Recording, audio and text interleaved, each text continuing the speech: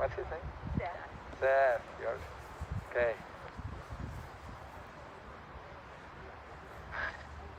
All right, I guess. Yes. So let's see. Yeah, we are live. Just wanted to be sure. Oh, you're testing again. Sorry? You're testing the microphone. No, just whenever we go live, I get a notification. Oh, you got it. Okay. Just got it. Oh, you got it. Okay. Now I can mute my phone, but I always leave it on until I get that notification. Otherwise, there is a problem. Okay. I really can't. I'm amazed that you're able to do it just on the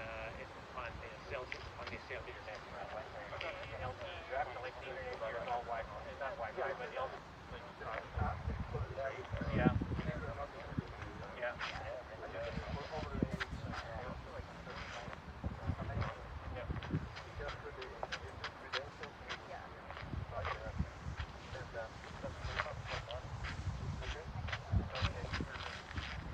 Pulverers, please.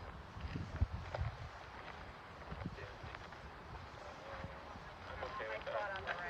Yeah.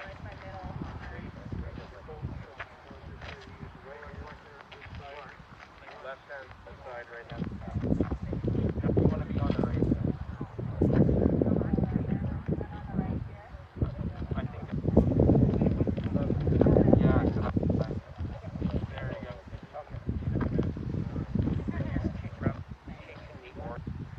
Mother sent me some words, so I'll speak first, and then Carla, and then I'll speak again. Mike.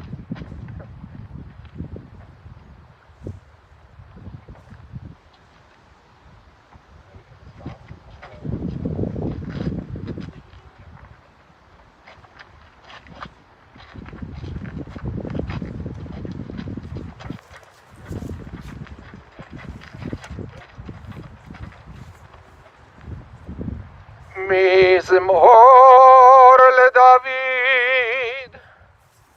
אדוני רואי לא אכסר, בנאות אשר ירביצני, על ימי מנוחות ינהלני,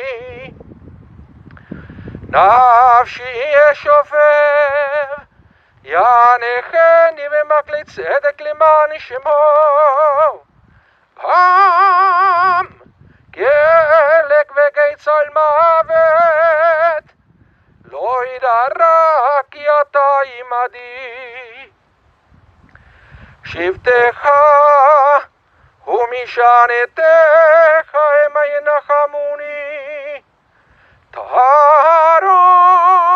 לפני שולחן נגד צורריי, תשענת בשמן ראשי כוסי רוויה.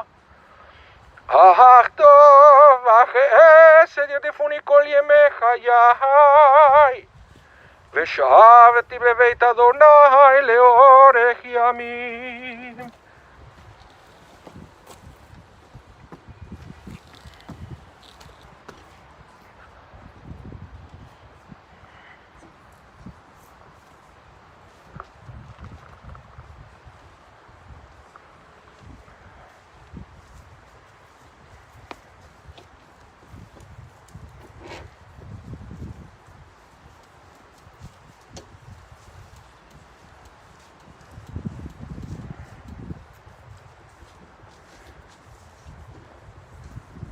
The word of the 23rd Psalm, Psalm of David. The Lord is my shepherd, I shall not want. Giving me repose in green meadows, leading me beside the still waters to revive my spirit. Guiding me on the right path, for that is God's essence. Though I walk through a valley of the shadow of death, I fear no harm, for you are with me. Your staff and your rod comfort me. You prepare a banquet for me in the presence of my foes. You anoint my head with oil, my cup overflows. Surely goodness and kindness shall be my portion all the days of my life, and I shall dwell in the house of the Lord forever.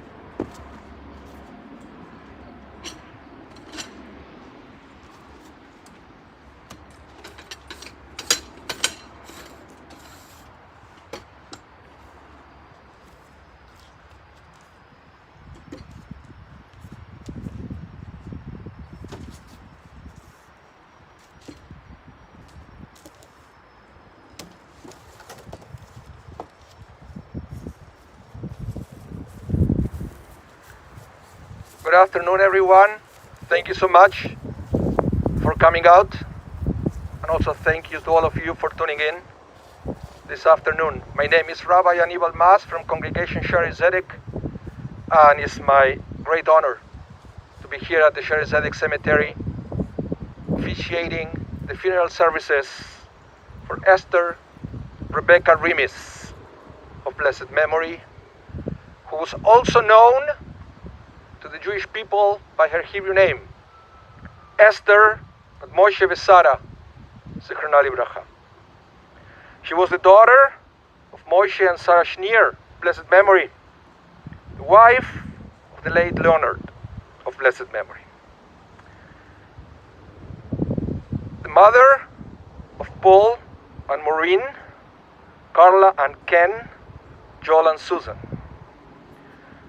the grandmother of Kevin and Stacy, Ben and Reina, Lauren and Justin, Michael and Leah, Jonathan and Vanessa, Jennifer and Bob, Katie and Kenny, Megan and Dean, Katie and Steve, the great-grandmother of Emma, Libby, London, Grayson, Seth, Evan, Bobby, Jack, Elizabeth, Pippa, Josh, Lily, Evie, and Vivian. Esther was predeceased by 11 siblings. Esther Remis passed away on Friday, July 16th, after a long and fruitful life at the age of 103. A long and fruitful life. What does it mean to live a fruitful life? And I believe that healthy human life should be a fruitful life.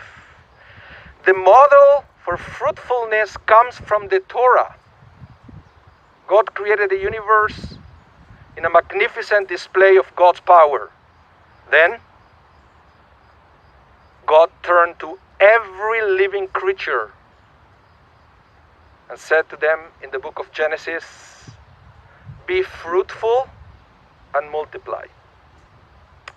So we should aim to live a fruitful life, like the one described, for example, in the book of Ezekiel, chapter 47, where we read, "On both river banks will grow all kind of trees for food. Their leaves will not dry up, nor will their fruit fail. There will be a different kind of fruit each month, because the water flows from the sanctuary, so that this fruit will be edible, and the leaves will have healing properties." Esther Remis lived that kind of life, like the trees described by Ezekiel, tirelessly bearing beautiful fruits for others to enjoy. Different fruits in every different aspect of her life. For example, when I met with Esther's family, they described her to me as a devoted wife. That was one of her aspects. Superb mother, another aspect. A lady. Exceptionally beautiful. Funny. A people's person. A lover of the outdoors. A great storyteller, among many other great virtues. Qualities she shared, like the biblical trees, with anyone blessed with her presence. Qualities that, I have no doubt, will be present in the eulogies prepared by the family. The word eulogy means a good word. Giving a eulogy is a way to honor Esther's life. It is also a way to provide comfort to the mourners. we're about to experience, the eulogy sometimes expresses sorrow for the loss, yet it celebrates Esther's fruitful life. So to begin the process of eulogizing Esther, I would like to invite Joel to come to the microphone to share his words with all of us.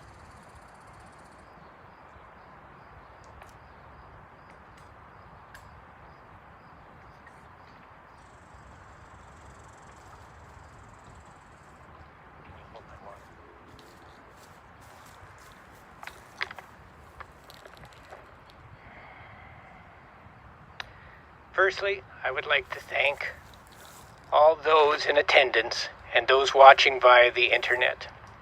My mother outlived her contemporaries, and your participation today honors the memory of a long life well lived. Normally, when there would be speeches, I would have printed multiple copies and handed them out to Bertha, Esther, and Allie so that they could follow along. Sadly, today that's not necessary, not because they are no longer with us, but because I hope they can hear everything that we say. How can you summarize a life spanning more than a century? Here are my brother's thoughts written in the form of a letter. So for the moment, just imagine me as much older. Dear Mom, it's hard to imagine saying goodbye to you when I have so many perfect memories that seemed like they happened only yesterday. When I was 4 years old, I remember you comforting me every night when I had recurrent nightmares.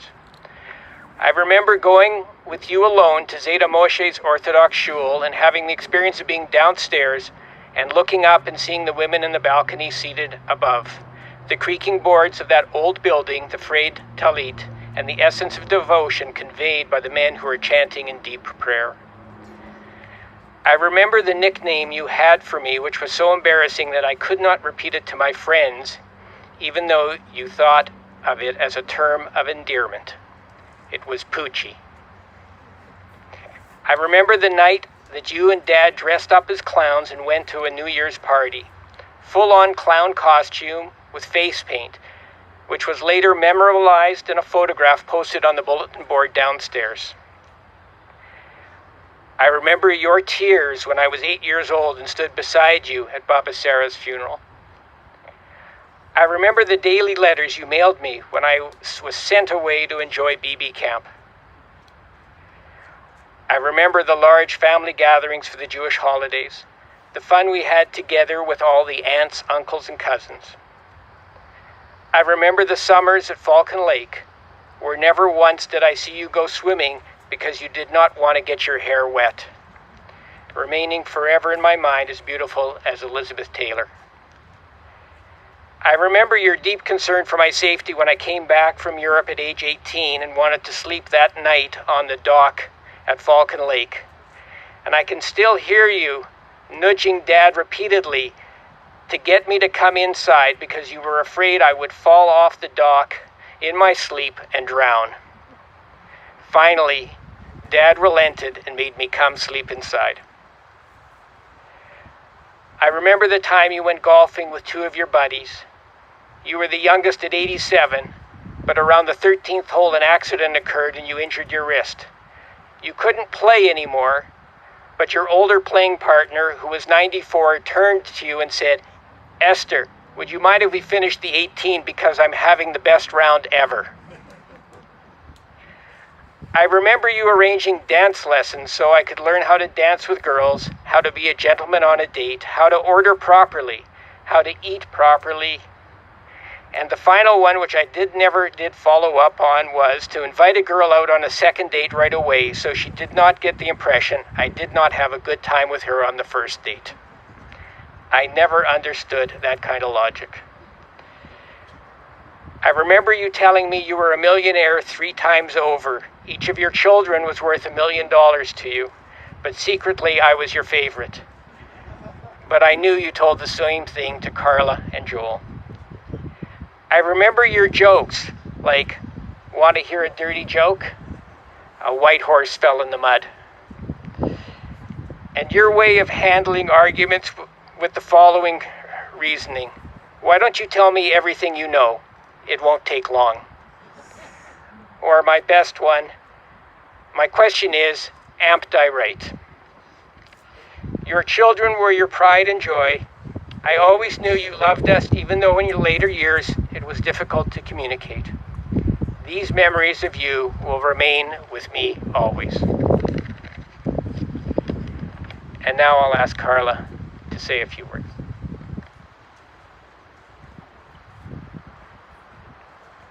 Oh, okay. Can you hear me?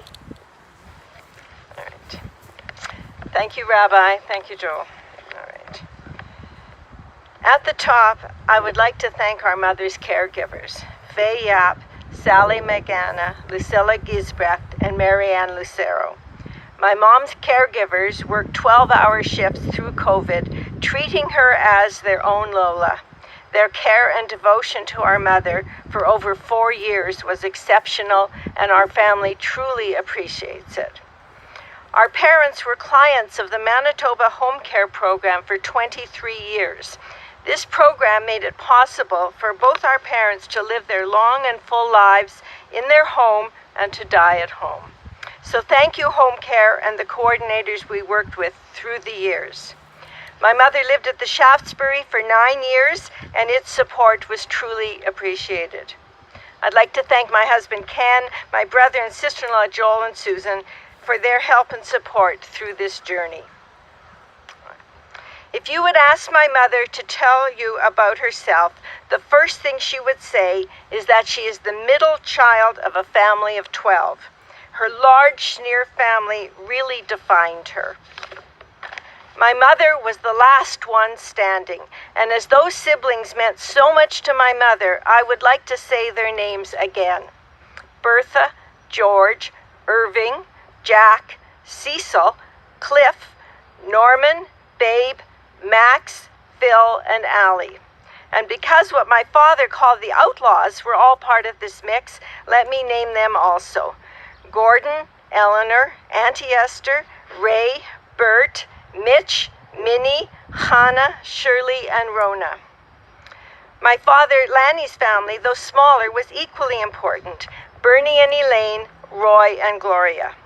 The extended Schneer, Bernstein, and Rusin families were all part of the structure that defined my mom.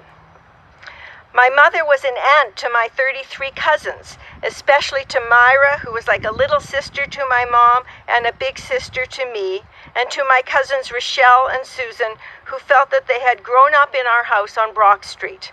Thank you to all my cousins who have kept in touch with my mom through the years and remembered her on her birthdays. My mom and dad were married for 67 years. We joked that their marriage was entitled to a pension. While their personalities couldn't have been more different, their union was a great one with shared values and goals. Family, good friends, travel, cottage life, winters in Palm Springs, bridge parties, and of course, golf. My mother loved the early morning, and a day like today with an early tee-off time would be great. My mother was a great beauty, and through the years my father took thousands of pictures of her, glamorous shots in the early years, family pictures later. My mother was extremely creative, and evidence of this was all over her home and now mine. Knitting, crocheting, sewing, decorating, all with a unique flair, and then later classes in drawing and sculpture and intricate needlework based on famous art. Esther was a good athlete, was in a bowling league, golfed, played tennis, of course wearing the cute outfit she had sewn. Esther loved word puzzles. She would do the cryptoquote in the paper and of course the New York Times Sunday crossword, completing it without any reference to Google.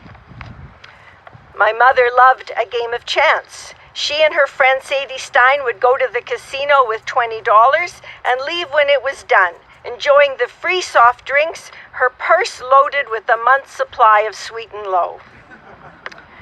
She loved the races, and thank you to Ellie Kivas for taking us down to the winner's circle 10 years ago. That was a treat. My mother was never one to stay home to organize her closets, and when the opportunity to work with her brother Max came up, she jumped at the chance. She helped in his office, doing secretarial work for a number of years until he relocated to Vancouver. So many other memories about my mother. Picking up Lady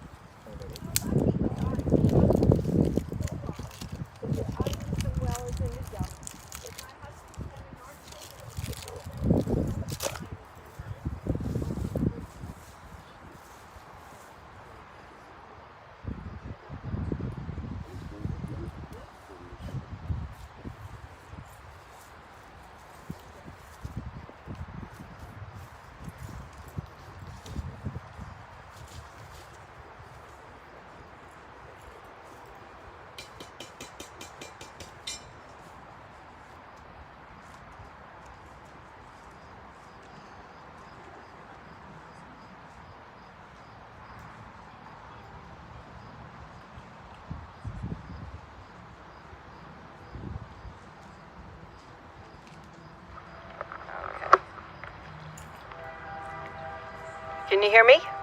Okay. I'm going to back up to here. I always felt that my parents were special. My dad was educated, handsome, accomplished, athletic. My mom was smart, creative, beautiful, and so much fun. How lucky was I to have them with me for so long, so that I knew them well as an adult, that my husband Ken and our children could know them and have so much time with them, and even for my grandchildren to know their great-grandmother, that we could share not just many life cycle events, but thousands of everyday moments that make a life. My mother loved poetry, and she went to school at a time when students were required to memorize and recite, and these poems stayed with her always. Here are a few lines from a favorite by Wordsworth. I wandered lonely as a cloud that floats on high or veils in hills, when all at once I saw a crowd, a host of golden daffodils, beside the lake, beneath the trees, fluttering and dancing in the breeze. For oft, when on my couch I lie, in vacant or in pensive mood, they flash upon that inward eye, which is the bliss of solitude, and then my heart with pleasure fills, and dances with the daffodils.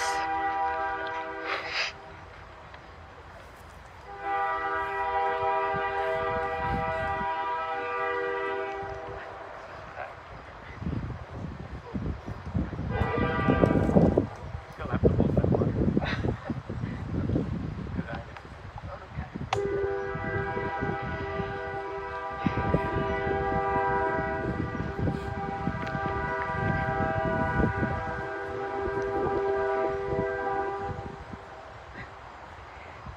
The train should have been running when I said Paul's words, because if you remembered, he loved trains.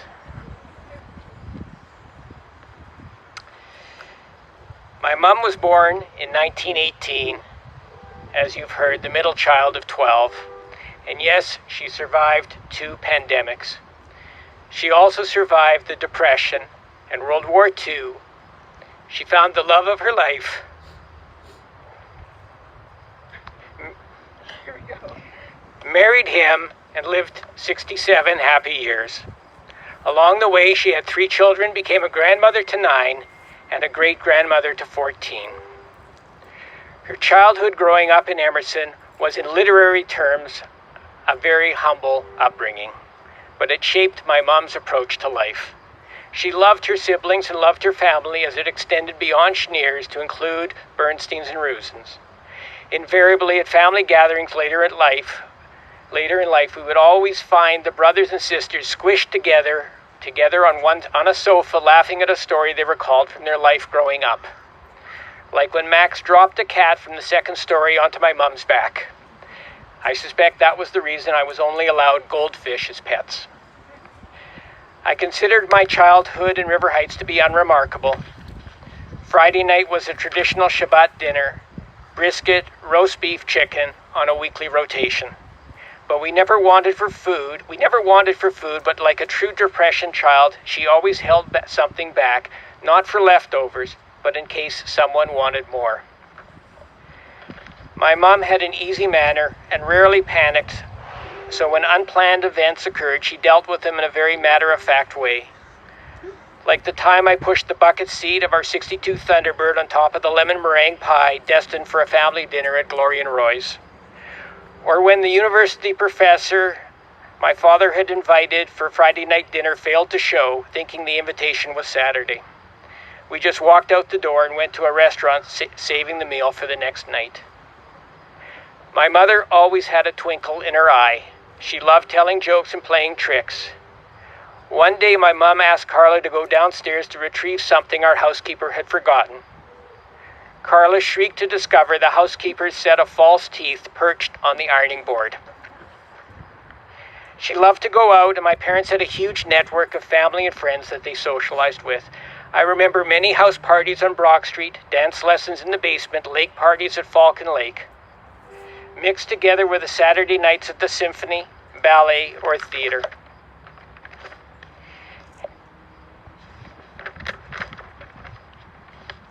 Suits and ties, tuxedos, long gowns, white gloves, fur coats. Going out, my parents looked like Ginger Rogers and Fred Astaire.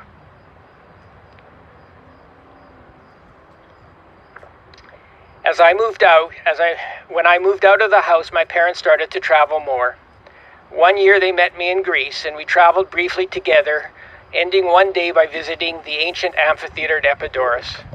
As we explored, my mom stood at the altar, center stage, reciting by heart Keats's poem Ode to a Nightingale, in a clear voice that carried to the last row. Their shared passion was golf, so it should come as no surprise that the next day was spent shooting a round of 18 at a club in Athens. Eventually, the exotic trips led to longer stays in Palm Springs. Once Michael and Jonathan were born, we spent many holidays with them during the winter. Did I mention my mom loved babies? Not just her own grandchildren, but any baby in a bucket, stroller, or a shopping cart was a reason to stop and admire. My mother was 89 when my dad passed. Not having her life partner did not slow her down one bit. And at an age when you start to wonder if your parent should be driving, she won a car in a raffle. So now my mom tooled around Winnipeg in her brand new Pontiac G5. And in the front seat beside her was always some other willing co-conspirator, like Ruthie Waldman, Babby Baker, or my Aunt Gloria, as they toured the town from Glendale to the casinos or racetrack.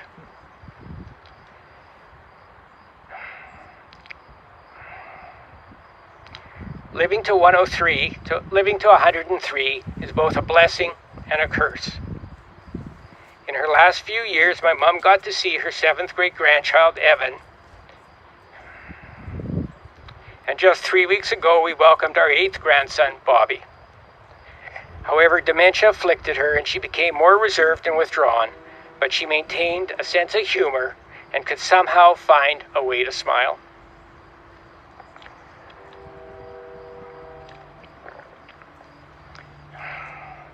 I want to reiterate my sister's thank you to our cadre of caregivers, Marianne Lucero, Lucilla Giesbrecht, Sally McGanna, and Faye Yap. The last year during COVID was especially difficult, but you all rose to the challenge. You looked after my mother like your own Lola, and for that I am forever grateful.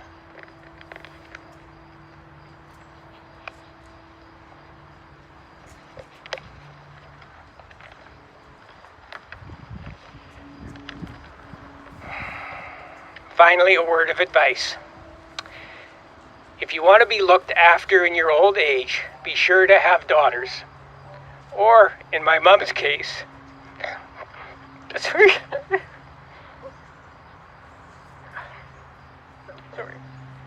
Sorry, or, in my mom's case, a daughter like my sister Carla.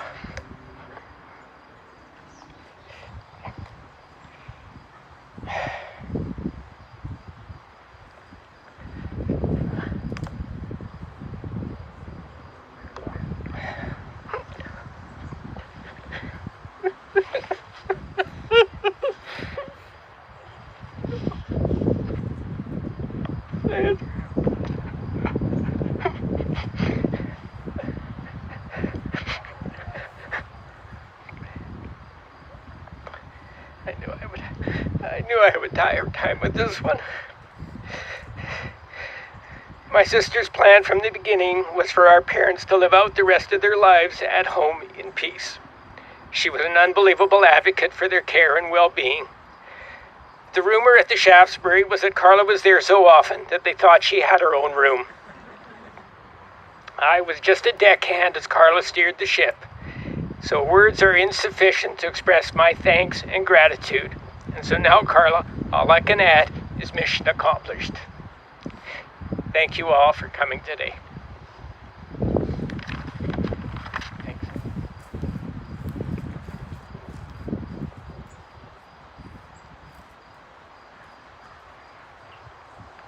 Thank you so much for sharing with us such beautiful eulogies. As I said before, eulogy is a good word. So we all have an idea on how there is life beyond this life. Some of that life beyond this life, it happens in a different realm, in a different world. But there is life beyond this life, in this very world. And when we share those memories, we realize how much the life of our ancestors is still within us. And that is also part of what we call the Olam Haba, the world to come. The world that comes after we are not longer physically present. And how much stays in this world after we are not longer physically present. May the memory of Esther Remis be a source of comfort and blessing. And let us all say, Amen. I'd like to continue now with the memorial prayer, the El Maleh Rachamim.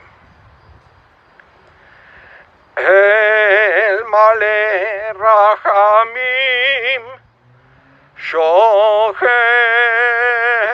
Bameroimim, Hametze Menucha Nechona, Tachat Kanfei HaShechina V'Mahalot Kedoshim Kedoshim Uteorim Kezoyar Araki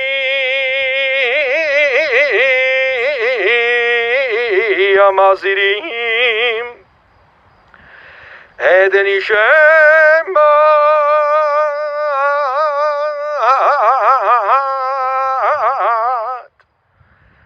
Eden Ishemat Esther Bat Moshe Vesara Shealecha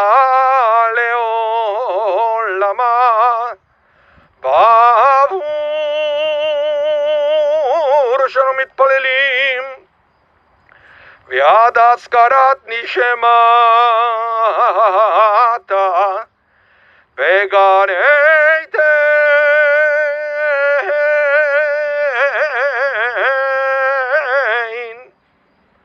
Vegan Edentei Menuchata Lachem Balarachamim Yahastir Eya Veseder Kena Vavleolamim Utzeror Bitzror Achayim שמעת אדוני ונחלת ותנוח ושלום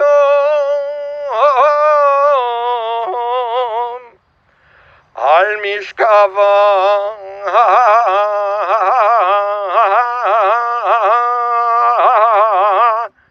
ונאמר Amen.